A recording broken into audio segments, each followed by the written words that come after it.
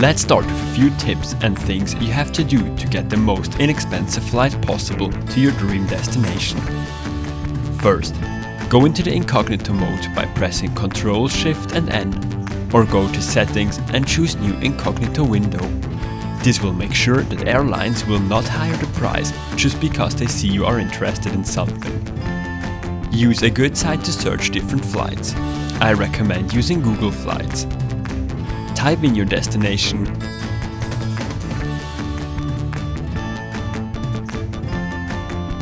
and then look for the cheapest day to fly.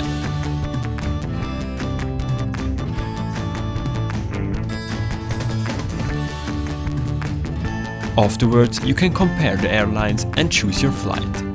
Hopefully this helps, and if you need additional information or tips and tricks, then check the description below.